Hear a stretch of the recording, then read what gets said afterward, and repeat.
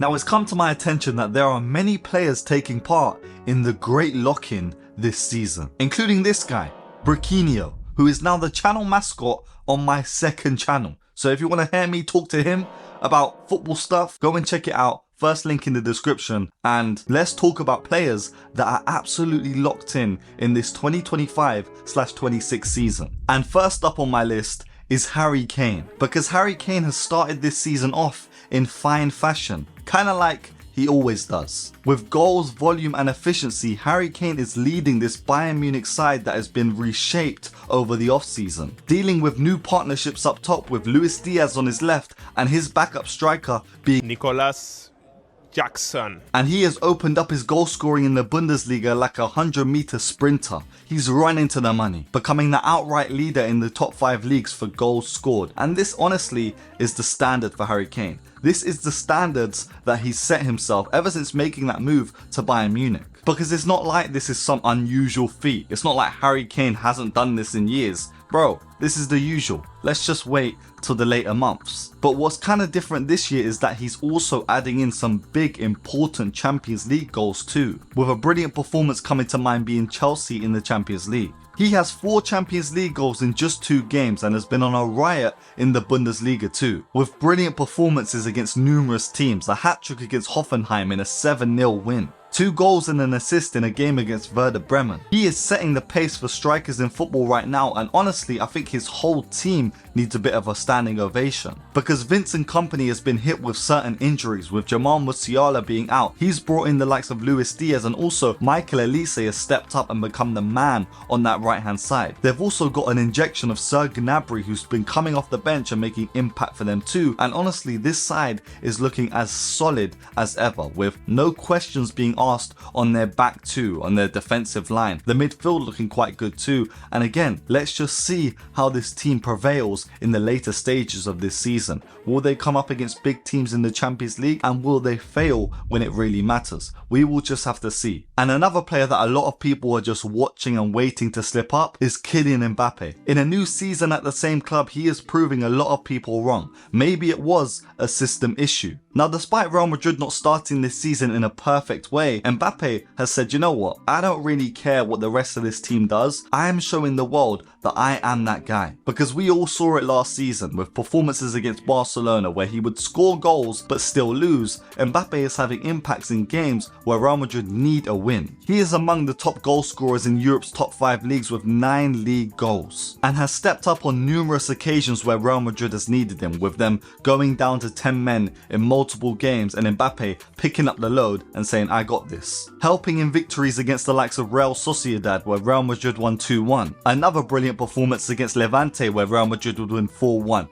Mbappe having a big hold on the game. And also in the Champions League, we saw him claw back Real Madrid into a game against Marseille where they would go 1-0 down, and then eventually Mbappe would take control, being decisive in the moments where it mattered and scoring a brace on the night. And I think it's about time that Real Madrid start prioritizing Mbappe in this team, because they decided to bring him in, so why are you not playing to his strengths? And despite still having to fit in all these superstars into one starting 11, it seems like Mbappe has found his feet, but we need to keep an eye on him for the rest of this season. I'm hoping that he does generational activities throughout the entirety of this campaign. Bro has gone up into a different gear. This might be gear secondo. And another one of these guys that has gone into a different gear is Erling Haaland, who is joining Mbappe, reclaiming the throne at the top to be the pinnacle of world football. Haaland is trying to get there too, because this robot looking striker is taking over the Premier League once again, leading the league with 9 goals in 7 games, becoming the fastest ever player to reach 50 goals in the Champions League. He did it in 49 games. This guy is not real. He is a pacifista.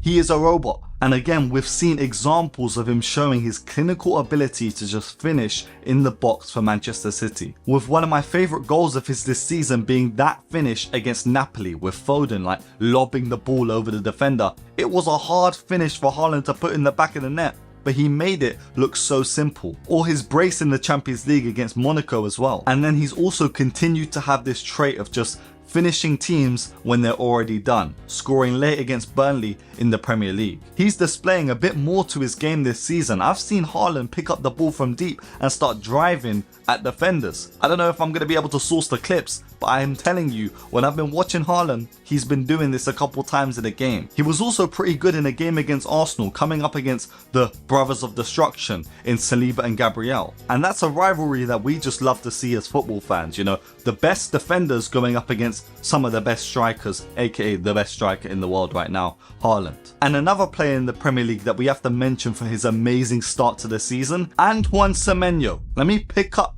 the flowers from the flower bed and hand them to Antoine Semenyo, because this season we have seen the best version of Semenyo in this league. He is showing end product and menace on the ball, with 6 goals and 3 assists in his first 8 games this season. He is among one of the best wingers in the league this season, and it is a fact. And it showed throughout the entirety of it, even from the first week, because even in a scripted loss against Liverpool at Anfield, Semenyo would take the game and control it at times, scoring 2 goals in the game, including a solo run finish where he brought the ball from one side of the pitch all the way to the other half before putting it into the back of the net. And this is the same game where he got racially abused by a guy in a wheelchair. Stay over that side, bro. Stay over that side. He's also been presenting this ability to show up clutch for Bournemouth late on in games, scoring crucial goals against Fulham in a 3-1 win, before also having an amazing performance against Spurs when Bournemouth won 1-0. Even though he didn't get a goal or an assist, he was there and threatening the defence throughout the 90 minutes. He's a hybrid of a classic winger but also a wide forward that likes to pop shots, and I think that's what a lot of big teams in the league need. Being able to drive at a defensive backline and just disrupt the whole movement. Rather than taking one defender to the side and just taking him on, he will just drive at the entire back line, going into battle head first like a Spartan. And while we're on the topic of Spartans, there is another player in this league that has become a gladiator in their position. The Premier League's best ball winner turned long shot phenomenon. Let's talk about Moises Caicedo. He is leading the Premier League in tackles with 28 and interceptions with 18 since the start of this season, combining for 46 since the start of this season, and it's just shown in the way Chelsea have been playing. Because time and time again through Chelsea's ups and downs, Moises Caicedo has been present throughout the entire 90 minutes. And where his team has failed, he has been able to secure his position and make his name known. Just like we saw a few seasons back from Rodri with Manchester City, with every game he played, they were performing well. Moises Caicedo, whenever he starts for Chelsea, shows that he can just dictate and dominate midfields. And what he's added to his game is that he can just score an open play rocket, with goals against the likes of Brentford and the one that everyone's been talking about, that goal against Liverpool in the Premier League, with both of these strikes being momentum swingers, swinging the favour of the game into Chelsea's hands. He literally has had a direct impact in Chelsea winning and losing games, and I think he just gives this Chelsea midfield a bit more oomph. You know, this destroyer in the midfield that can also pass and break defensive lines. He's been an absolute engine this season, and I don't think Chelsea would be in the position that they are without him. I think they would be way lower in the Premier League table. And Enzo Maresca somehow needs to find a way to supplement Caicedo's play, because right now he doesn't have a consistent partner. You know, just imagine Caicedo was injected into multiple midfields in the league. Just imagine him next to the likes of Rice. It would be insane, because Caicedo is happy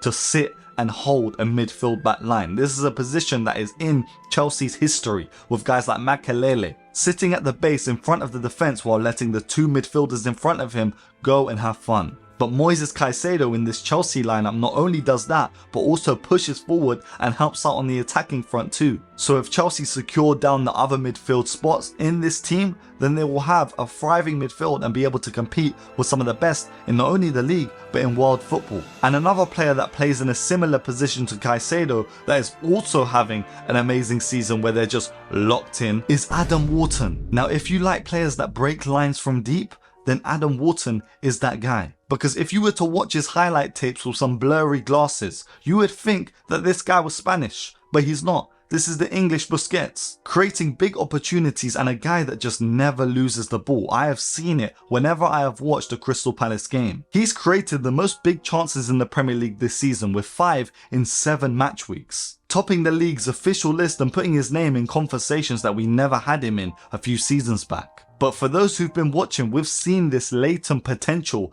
be growing within him. Because Wharton has always been a guy that just kept it simple and progressed the play. But this season he's added a bit of flair to his game too, pulling out line-breaking passes and being a bit more involved in attacking play for Crystal Palace. With a high expected assist load this season, he's just shown that he can create opportunities for these Crystal Palace attackers. Yet due to a lot of their lack of clinical finishing ability, Wharton has not seen, the riches. Because again, you take Wharton and you throw him in a different team, put him in Barcelona for a week or two, and he would be feeding the likes of Rafinha, Lewandowski and Lamine Yamal. But because he's at Crystal Palace and his name is Adam Wharton and not Adamita or Amati, he's not getting looked at as one of the best midfielders or promising midfielders in football right now. Yet whenever I watch him play, it seems to me as if he is one of the best. With an example of a brilliant performance of him this season being against Liverpool, where Palace won 2-1, making early passes into the likes of Mateta, who would hold up the ball and bring other players into play. And just remember, this is a 21-year-old central midfielder.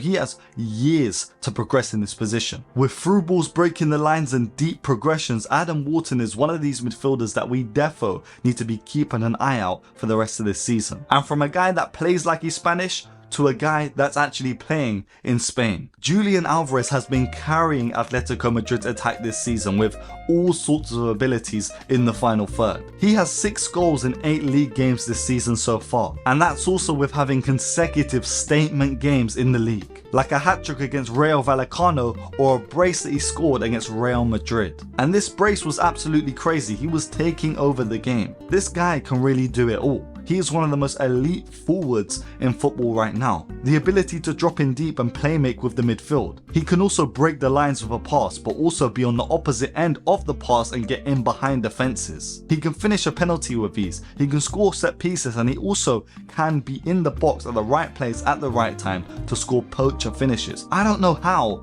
Manchester City let this guy go. Alvarez being at Atletico, I don't know whether it's a blessing or a curse, because he is at Harambal FC. I would have loved to seen him in a team that just dominate from the start. A team like Liverpool that actually bought a different striker that needs to be talked about in this video. Because Hugo Ekitique has walked into the Premier League after his move from Frankfurt in the summer and has just made it his new home. With off-the-shoulder runs, movement in the box and end product too, scoring 3 goals and getting 1 assist in the Premier League this season. He's averaging a goal involvement every 92 minutes and is showing that Liverpool actually didn't need to bring in another striker. It's actually disrespectful to Hugo Ekitique that they brought in Alexander Isak and said, you know what, when Ekitique is done with his little purple patch, you're gonna come in, take the reins, take the position and send this guy to the bench. And that has not been the case, because Alexander Isak has been, a shadow of himself. Whereas when we talk about Ekitique, not only is he getting goals, but he's being involved in Liverpool build-up play. He is flary on the ball. He can get out of tight situations and he can also drive at your defense. His goals against Everton and Newcastle just display that this guy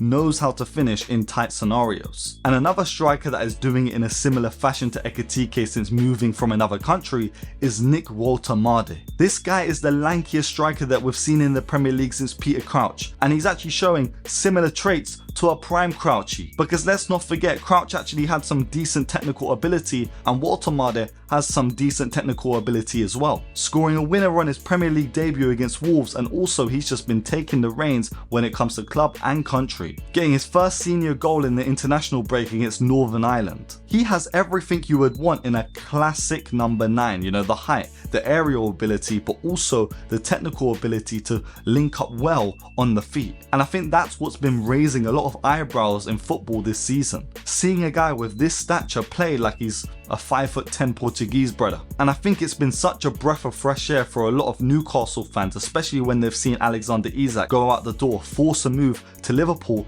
They've got their money's worth. They've put the money down for Woltemade, and he's come and he's given them goals from the off. And lastly in this video, I want to give a quick shout out to Nico Paz, who has been playing out of his skin for Como this season. Now you might be thinking, Jib, you ain't watching Como. Yes, I am. You know why? Because they are managed by Cesc Fabregas, one of my favourite all-time players and a guy that used to play for Arsenal. Fabregas, being the manager, has handed Paz the keys since his move from Real Madrid. And this kid, ever since he's been handed the keys, has been driving, on the freeway, zoom in. With direct goal contributions, opening this campaign with 2 goals and 3 assists in his first 4 games, being involved in almost everything positive that Como has done early on in this season, winning Rising Star of the Month in August and September back to back. And one performance that I quickly want to highlight is his game against Fiorentina in the league, getting 2 assists in the game, including one that was deep in the clutch moments of the 90 minutes. Now there are a bunch of honourable mentions that didn't make the cut for this video, but let me know if you want another part to this. This has been Jib Rules, back with another video. Of course, before you go, if you can subscribe to the second channel, I'm going to be posting there literally every single day with match reactions, football news reactions, and just having my take on things in football. It's less edited, but if you enjoy me talking and if you want to get to know this guy, Breakout, then of course go and subscribe. And yeah, make sure you leave a like on this video if you enjoyed it, comment, subscribe, do all that stuff. This has been Jib Rules, back with another video. Stay safe, stay blessed, and peace.